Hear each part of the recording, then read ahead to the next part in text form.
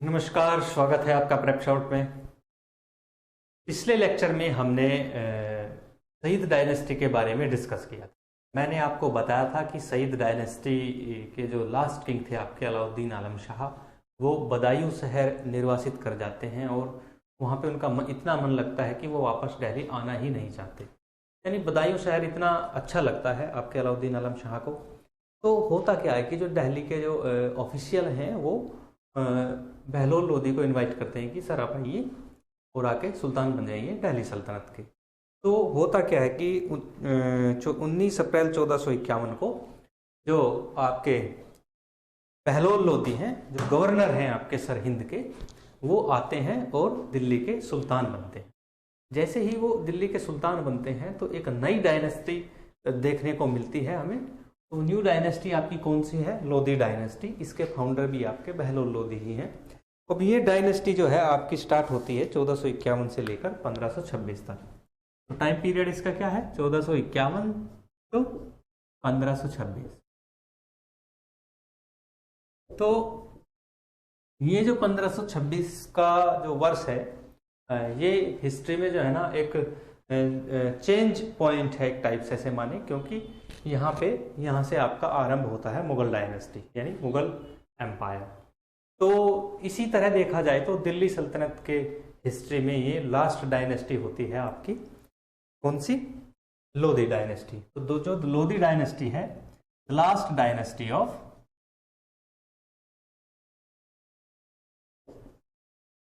दिल्ली सल्तनत। ठीक है। और ये अंतिम वंश भी है दिल्ली सल्तनत का और सबसे छोटा वंश भी है, क्योंकि इसमें ज्यादा नहीं, केवल आपके 3 शासक यानी 3 रूलर ही होते हैं, जिनमें सबसे पहले आते हैं आपके बहलोल लोदी।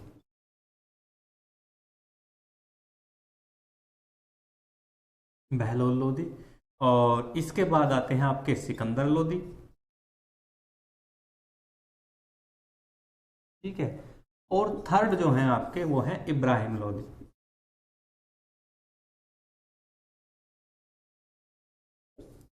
ये आपको ध्यान रखना है। इब्राहिम लोदी जो है लास्ट रूलर हैं आपके लोदी डायनेस्टी के, और देखा जाए तो लास्ट आपके दिल्ली सल्तनत के भी लास्ट किंग है। तो आपसे यहाँ पे कई क्वेश्चन बनते हैं जो वनडे एग्जाम है एसएससी के लिए। जैसे आपसे पूछा जा सकता है कि ठीक है, who was the last king of Lodi dynasty? ठीक है, तो that answer is Ibrahim Lodi. और अगर आपसे पूछा जाए कि दिल्ली सल्तनत के सबसे अंतिम शासक कौन थे, यानी who was the last king of Delhi सल्तनत, देन आंसर आपको देना है तब भी आपके इब्राहिम लोदी है। यानी इब्राहिम लोदी जो है अंत है आपका दिल्ली सल्तनत के। इसके बाद कोई शासक दिल्ली सल्तनत में बनता ही नहीं है। यहाँ से एक जो है नया एम्पायर जो है एस्टेब्लिश करता है, जिसका नाम है मुगल एम्पायर। ये आपको ध्यान रखना है। तो अब हम आगे चलते हैं। ठीक है। तो फाउंडर तो आपको बताने की जरूरत ही नहीं है। फाउंडर आपके ये हैं। ये क्या है आपके? ये फाउंडर है। ये ध्यान रखना है आपको, ये संस्थापक हैं लोदी वंश के। ठीक है। तो अब हम हेडिंग डाल लेते हैं आपकी बहलोल लोदी। फर्स्ट जो हेडिंग है आपकी वो है बहलोल लोदी। तो फर्स्ट क्या है? बहलोल लोदी। ठीक है। जो बहलोल लोदी हैं वो आपके 19 अप्रैल 1451 से 12 जुलाई 1489 तक जो है रूल करते हैं दिल्ली सल्तनत। ठीक है, ये आपको ध्यान रखना है। ये मैं लिख देता हूँ हिंदी में भी, बहलोल लोदी। ठीक है। चलो जी, अब बातें करते हैं बहलोल लोदी के ऊपर। देखो, बहलोल लोदी की अगर बातें की जाए तो वो दिल्ली सल्तनत के सुल्तान से पहले सरहिंद के गवर्नर थे या राज्यपाल थे। ठीक है। और सरहिंद के राज्यपाल के बाद वो डायरेक्ट यहाँ पे आते हैं और तो नेक्स्ट आपके किंग होते हैं दिल्ली सल्तनत के। अगर हम बात करें इनके जो फादर थे, ठीक है, इनके फादर जो है ना, अफगानिस्तान और पाकिस्तान के बॉर्डर जो बनता है वहां पे एक ट्राइब रहती है जिसको पश्तो ट्राइब या पश्तून ट्राइब बोलते हैं। ठीक है, तो इनके पिताजी पश्तो थे। ठीक है, तो लिख देता हूं मैं, his father was belong to Pashto tribes in Afghanistan.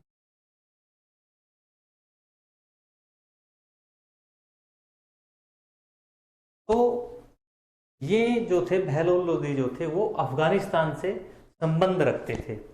तो आपसे ये भी क्वेश्चन पूछा जा सकता है, यहाँ से क्वेश्चन बनता है कि दिल्ली सल्तनत के इतिहास में पहला तुर्की वंश, मतलब कि पहला गैर तुर्की वंश यदि जो नॉन टर्किक डायनेस्टी है वो कौन सी है, तो वो है आपकी लोदी डायनेस्टी। क्योंकि ये जो है तुर्क या अरब से कोई संबंध नहीं रखते थे, इनका संबंध अफगानिस्तान से था। ठीक है, तो बहलोल लोदी जो है वो फर्स्ट अफगान किंग भी होता है, जो पहला अफगान होता है जो शासन करता है आपका दिल्ली सल्तनत के ऊपर। राइट, आगे चलते हैं हम। अब हम क्या है कि बहलोल लोदी के जो एक्सपेडिशन हैं उनको देखते हैं। ठीक है, तो हेडिंग डाल लेते हैं बहलोल्स एक्सपेडिशन।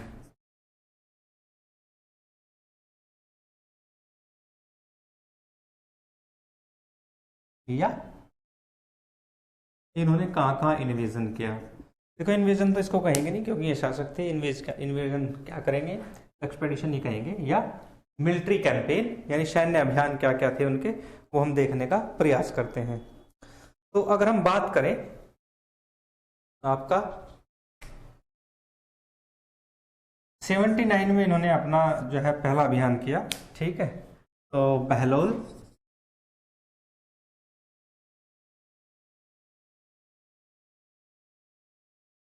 इन्होंने सबसे पहले क्या किया कि आपका जौनपुर को अनेक्स्ट किया।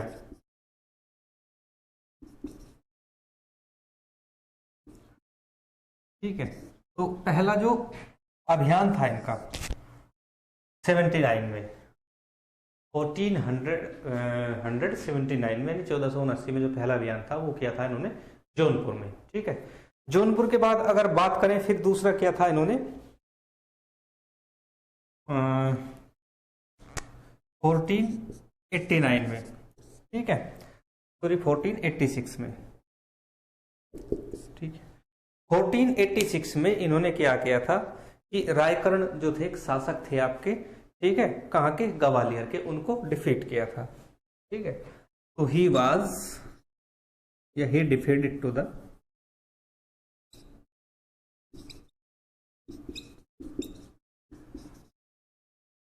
किंग रायकर्ण,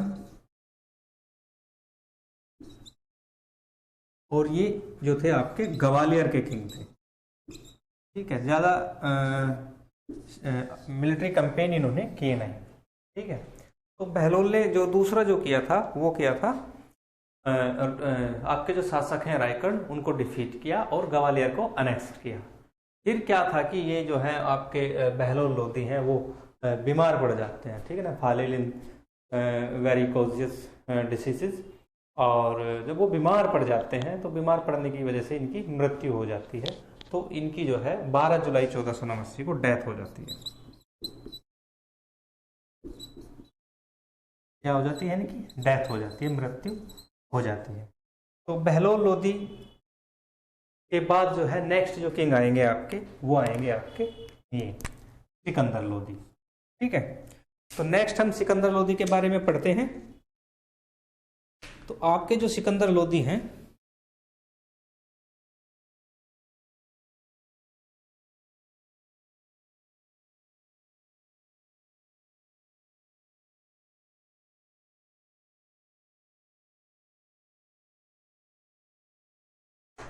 सिकंदर लोदी, राइट, तो हेडिंग डाल लेते हैं हम सिकंदर लोदी।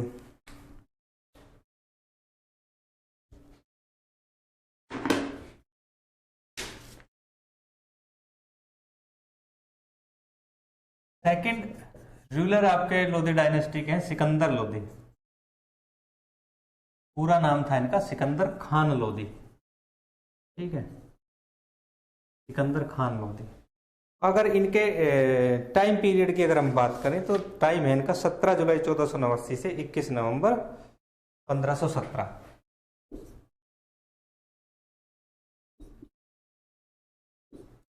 21 नवंबर 1517। ठीक है। तो दूसरे जो शासक हैं आपके सिकंदर खान लोधी, ये आपके 1489 से 1517 तक शासक रहते हैं दिल्ली सल्तनत के। अगर इनके रियल नेम की बात करें तो इनका जो रियल नेम था वो निजाम खां था।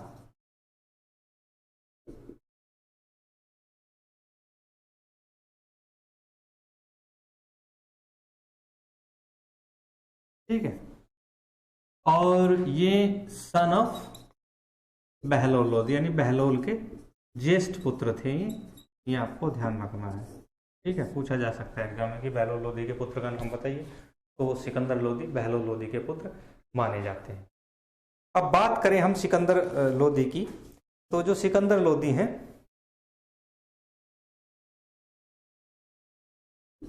इनके पिताजी तो हमें पता ही है, इनके जो फादर हैं वो कौन है, वो बहलोल लोधी हैं। और इनकी जो माता जी हैं उनका नाम है अंबा। ठीक है, जो एक हिंदू है। ठीक है, यानी पिताजी इनके मुस्लिम हैं और माता हिंदू हैं। यानी ये जो थी daughter of Hindu gold Smith, यानी एक स्वर्णकार थे, उनकी पुत्री थी, daughter of Hindu gold Smith.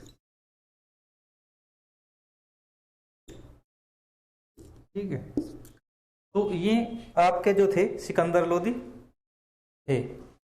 तो जब ये शासक बनते हैं तो जो दिल्ली के जो नोबेल्स ऑफिशियल्स जिनको अमीर बोलते हैं, अमीर्स होते हैं, वो क्या करते हैं कि इनके ऊपर बिलीव नहीं करते हैं कि इनकी माता हिंदू है।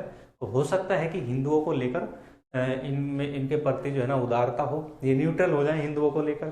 तो दिल्ली नोबेल्स जिनको हम अमीर बोलते हैं did not believe on Sikandar Lodhi, उन्होंने सिकंदर लोधी के ऊपर विश्वास ही नहीं किया। ठीक है, अब जो आपके सुल्तान सिकंदर लोधी हैं, ये इनको विश्वास दिलाना था कि मैं जो है ना एक एक्सट्रीमिस्ट मुस्लिम हूं। ठीक है, यानी मैं एक कट्टर सुन्नी इस्लाम को फॉलो करने वाला हूं। इसको विश्वास दिलाने के लिए इन्होंने क्या किया कि हिंदुओं के प्रति इंटॉलरेंस पॉलिसी जो है इन्होंने अपनाई। ठीक है, तो सिकंदर लोधी यानी he used to intolerance policy against Hindu, यानी हिंदुओं के प्रति इन्होंने असहिष्णुता की नीति अपनाई हिंदूज। ठीक है, तो ये ध्यान रखना है, हिंदुओं के प्रति इनकी जो नीतियां थी वो सारी नीतियां असहिष्णु थी, यानी कट्टर पॉलिसी इन्होंने अपनाई है। ठीक है, आगे चलते हैं।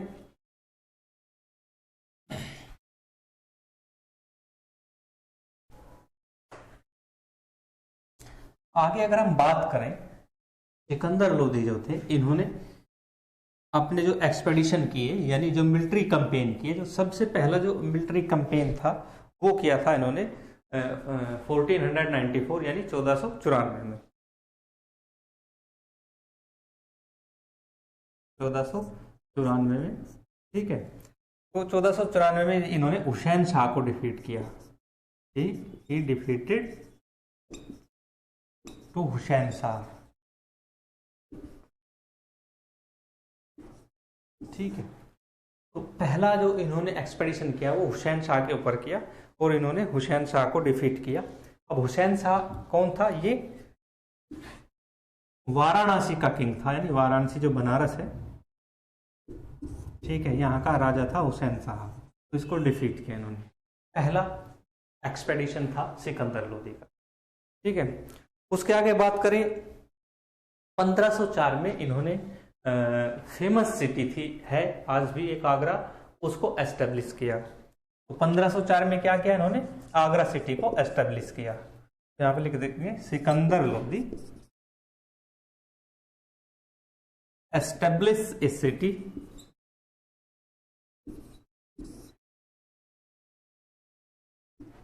ठीक है, जिसका नाम क्या था, आगरा, यानी इन्होंने आगरा नगर की स्थापना की। क्वेश्चन पूछा जा सकता है आपका कि जो सिकंदर लोदी हैं इन्होंने किस नगर की स्थापना की, तब आपको आंसर देना है कि इन्होंने आपका आगरा नगर की स्थापना की। ठीक, आगे चलते हैं। जैसे ही इन्होंने आगरा नगर की स्थापना की तो इन्होंने क्या किया कि अपनी जो राजधानी है, कैपिटल, वो दिल्ली से आगरा शिफ्ट कर ली। ठीक है, यानी जो नगर बनाया था उसी को इन्होंने अपनी कैपिटल सिटी बनाया। यानी पूछा जाए कि मध्यकालीन भारत में आगरा नगर को राजधानी बनाने वाला पहला शासक कौन था, तो तब भी आपको आंसर देना है सिकंदर लोदी। अगर आपसे पूछा जाए कि आगरा नगर की स्थापना किसने की, तो तब भी आपको आंसर देना है सिकंदर लोदी। राइट, तो दोनों ही कार्य इन्होंने की है, राजधानी भी बनाई है और नगर की स्थापना भी की है। आगे अगर हम बात करें तो इन्होंने क्या किया, इन्होंने लैंड मेजरमेंट के लिए एक पैमाना चलाया जिसका नाम रखा इन्होंने गज ए सिकंदरी, गज ए सिकंदरी। ठीक है, तो ये ध्यान रखना है किसके लिए, फॉर लैंड मेजरमेंट।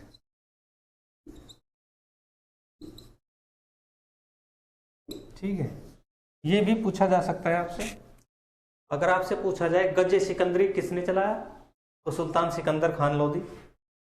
ठीक है, किंग ऑफ दिल्ली सल्तनत या किंग ऑफ आगरा, कुछ भी कह सकते हैं। तो इन्होंने ये चलाया गज ए सिकंदरी। ठीक है, इन्होंने क्या किया कि इनके ऊपर जो है एक बुक भी लिखी गई थी जिसके जो ऑथर थे वो नजीम अहमद थे। ठीक है, तो इन्होंने एक क्लासिकल बुक लिखी थी, ठीक है, जिसका नाम था लज्जत ए सिकंदर शाही। ये भी आपसे पूछा जा सकता है। तो मैं ये इसको मिटा देता हूं।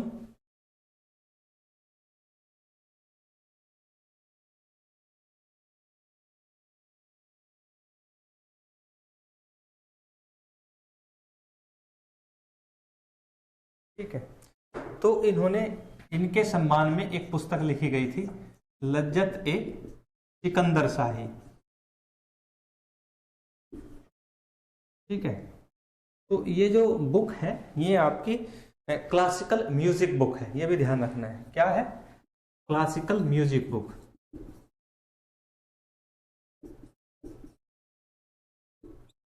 म्यूजिक बुक, ठीक है, और इसके जो ऑथर हैं वो नजीम अहमद है।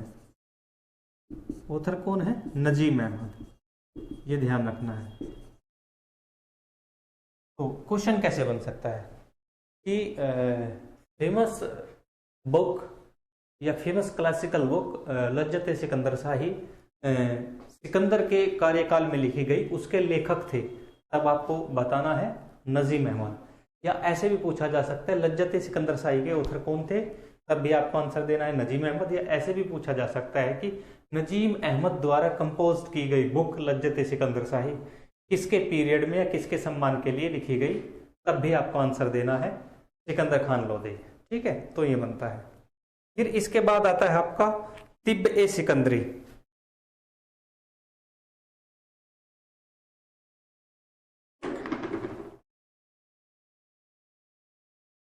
नेक्स्ट आता है आपका तिब्ब ए सिकंदरी।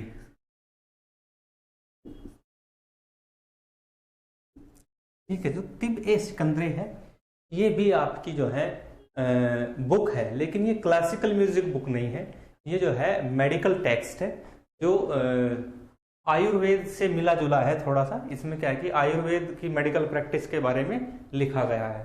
तो क्या है ये, मेडिकल टेक्स्ट। ठीक है, और इसको लिखा है, ये इन्हीं के शासनकाल में लिखी गई है, इसको लिखा है मियां भुआ ने।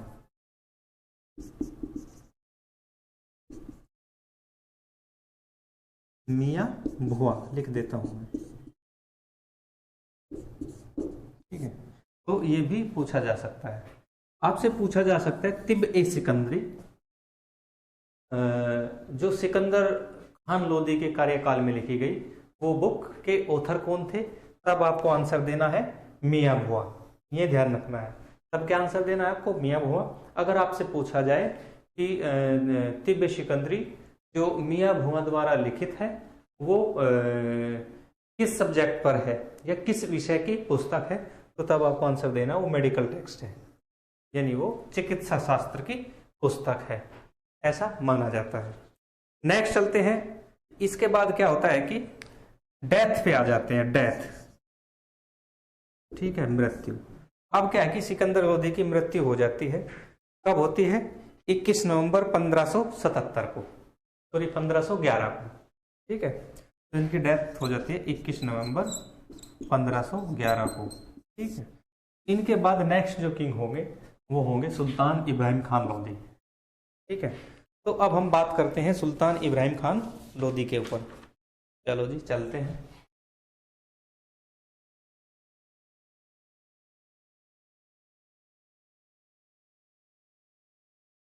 सुल्तान इब्राहिम खान लोदी जो हैं आपके लास्ट किंग हैं लोदी वंश के, ठीक है, यानी लास्ट सुल्तान हैं लोदी वंश के।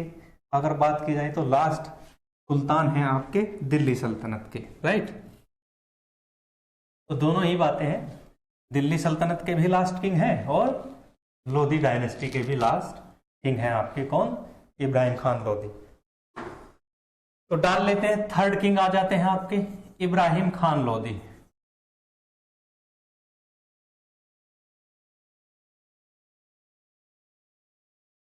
इब्राहिम खान लोदी, ठीक है। तो इब्राहिम खान जो लोदी हैं वो 22 नवंबर 1517 से 21 अप्रैल 1526 तक शासक रहते हैं। वो मैंने 11 बोल दिया।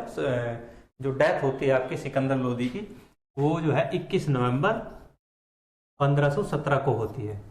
उससे नेक्स्ट डे जो है आपके किंग हो जाते हैं ये, यानी ये 22 नवंबर 1517 से ये स्टार्ट करते हैं और आपका 21 अप्रैल 1526 तक रहते हैं। 21 अप्रैल 1526, ठीक है। तो ये इनका रूलिंग टाइम पीरियड है आपका इब्राहिम खान लोदी का। अगर इब्राहिम खान लोदी की बात करें तो ये जो है ज्येष्ठ पुत्र थे सिकंदर खान लोदी के, ठीक है। तो क्या थे? Elder son of sultan Ibrahim Khan, sorry Sikandar Khan Lodi, यानी सिकंदर लोदी के ज्येष्ठ पुत्र थे आपके इब्राहिम लोदी, ठीक है। इब्राहिम लोदी की बात करें तो इन्होंने सबसे पहले क्या किया कि ग्वालियर कैंपेन किया, ठीक है। इनके मिलिट्री कैंपेन की बात करें तो सबसे पहले उन्होंने ग्वालियर कैंपेन किया और उसे दिल्ली सल्तनत में मर्ज कर लिया। तो वर्ष आता है आपका, ये इन्होंने जैसे ही रूल इनके हाथ में आता है उसी वर्ष इन्होंने किया, यानी 1517 में सबसे पहले इन्होंने किया ग्वालियर कैंपेन।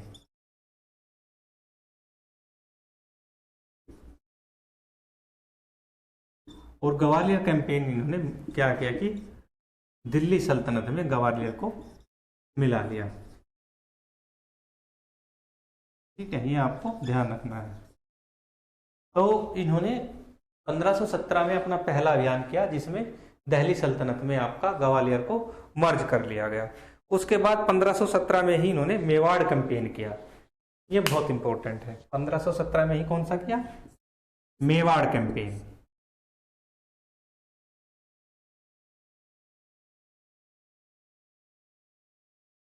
ठीक है। तो जब इन्होंने मेवाड़ कैंपेन किया, मेवाड़ के जो शासक थे वो थे आपके राणा सांगा, ठीक है।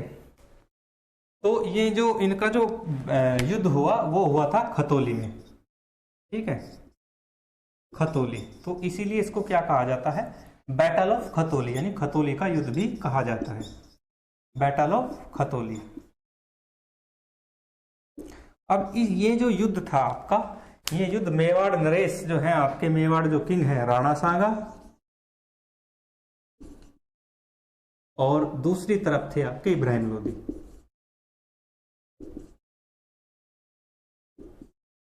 ठीक है। यानी ये जो है आपका बैटल ऑफ खतौली, इसमें राणा सांगा जो है ये तो मेवाड़ के राजा होते हैं और इधर होते हैं आपके इब्राहिम लोदी।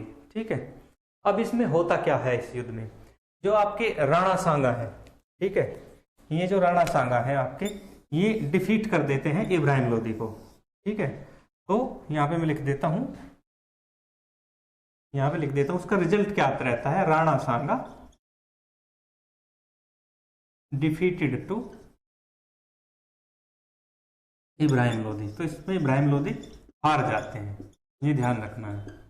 ठीक है, तो आपसे क्वेश्चन कैसे हो सकता है कि द बैटल ऑफ खतौली किन किन शासकों के बीच हुआ, तब आपको आंसर देना है राणा सांगा किंग ऑफ मेवाड़ और इब्राहिम लोदी सुल्तान ऑफ दिल्ली। ठीक है, अब क्या है कि जो आपके ये इब्राहिम खान लोदी है, ये एक वर्ष पश्चात यानी 1518 में फिर प्रिपरेशन करते हैं।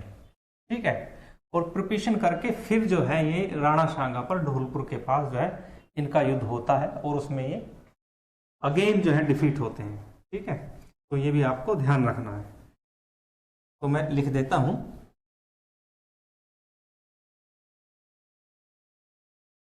तो ये प्रिपरेशन करते हैं दोबारा आपके फाइट करने के लिए, और 1518 में ढोलपुर के पास फिर इनका जो है युद्ध होता है नियर बाय ढोलपुर। ठीक है, ये ढोलपुर कहाँ है आपका, फिलहाल राजस्थान में है, ये आपको ध्यान रखना है। तो यहाँ पे जो है ना ये दोबारा फिर डिफीट हो जाते हैं, ये आपको ध्यान रखना है। तो यहीं से क्या है कि इनका एंड होना स्टार्ट हो जाता है आपका लोदी डायनेस्टी। तो इसके बाद होता क्या है, यहां के बाद आता है अराइवल ऑफ बाबर। मैं थोड़ा समझाने का आपको प्रयास करूंगा। होता क्या है कि इनसे आपके जो राणा सांगा है वो इनसे परेशान है। ठीक है, साथ ही इनका जो रिलेटिव है दौलत खां, ठीक है, दौलत खां इनसे परेशान है। ठीक है, और एक है आपके आलम खान। तीन लोग हैं जो इनसे बहुत ज्यादा परेशान हैं। ये तीन लोग क्या करते हैं, ये इनविटेशन देते हैं बाबर को, क्योंकि बाबर जो है उस टाइम का जो वेस्टर्न एरिया है आपका भारतवर्ष का, वहाँ बहुत ही जो है ना बर्बर शासक माना जाता है बाबर, तो इसलिए ये जो है ना इनवाइट करते हैं। तो मैं आपको बताता हूं कि arrival of Babur, arrival of Babur तो कौन कौन होते हैं। मैंने बताया है कि इसमें सबसे पहले सबसे बड़े जो कॉन्स्पिरेसी करने वाले होते हैं वो होते हैं दौलत खां। ठीक है, और आलम खान। ठीक है, ये दोनों क्या करते हैं कि इनविटेशन भेजते हैं। कुछ टेक्स्ट हमें ये बताते हैं कि इनके साथ साथ जो आपके हैं राणा सांगा भी इनको इनविटेशन भेजते हैं, राणा सांगा। ठीक है, अब ये जो दौलत खां है ये कोई अलग से नहीं है, ये दिल्ली सल्तनत के ही जो है एक ऑफिसर है, यानी गवर्नर ऑफ लाहौर है। लिख देता हूं, ये कौन है, गवर्नर ऑफ लाहौर। ठीक है, तो दौलत खां है गवर्नर ऑफ लाहौर होते हैं, और ये जो है अलाउद्दीन खां, सॉरी आलम खां, ये इब्राहिम लोदी जो है इनके चाचा हैं। ठीक है, इब्राहिम लोदी अंकल, और ये जो है आपके ये मेवाड़ किंग हैं। ये तीनों क्या करते हैं कि बाबर को इनवाइट करते हैं, और इनवाइट करने के बाद जो है यहां से जो है पृष्ठभूमि प्रारंभ होती है आपकी the first battle of Panipat, यानी पानीपत का प्रथम युद्ध। पानीपत के प्रथम युद्ध में बाबर जो है डिफीट कर देते हैं इब्राहिम लोदी को, और यहीं से आरंभ होता है आपका मुगल डायनेस्टी की स्टार्टिंग। तो भारत में मुगल वंश की स्थापना की जाती है जो 1526 से प्रारंभ होती है। आज के लेक्चर में इतना ही। नेक्स्ट लेक्चर में हम डिस्कस करेंगे मुगल डायनेस्टी और अराइवल ऑफ बाबर्स के बारे में। धन्यवाद।